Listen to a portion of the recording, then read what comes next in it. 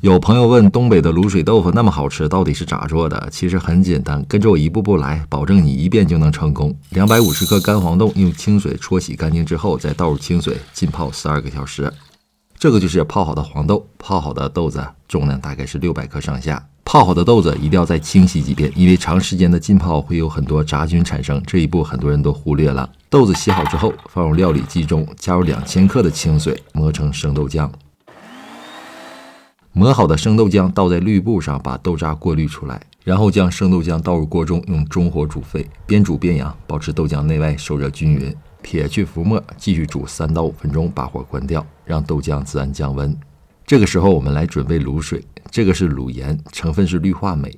东北的卤水豆腐和卤水豆腐脑都是用它做的。5克的卤盐加150克的清水兑成卤水，搅拌化开，用探针式温度计测量豆浆内部的温度，等到豆浆液慢慢降到85度左右，就可以点卤了。先把豆浆液表面凝结的豆皮挑出来，这个豆皮营养价值很高，可以直接吃掉。点卤的时候，卤水要少量多次加入，因为卤水的比重大于豆浆液，所以每次加完卤水之后，用1搅2提的手法搅拌豆浆溶液，使豆浆液和卤水尽可能的混合均匀。当豆浆液出现大量的絮状物，并且用勺子搅动的时候，能感到明显的阻力，就可以停止点卤了。盖上盖子焖15分钟左右，豆腐花就做好了。想吃豆腐花的朋友就可以盛碗里了。现在我们来压豆腐，把豆腐模具放入容器中，模具上铺一层滤布，4个角整理平整，把豆腐花轻轻地舀进来。这时会有很多水渗出来，直接倒掉就可以了。模具装满后，用滤布包裹好，盖上盖子，在上面压一个重物，持续15到30分钟就可以了。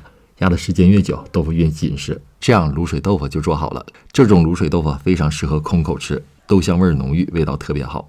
蘸上点蒜蓉酱或者东北大酱，那味道也是没谁了。好了，你学会了吗？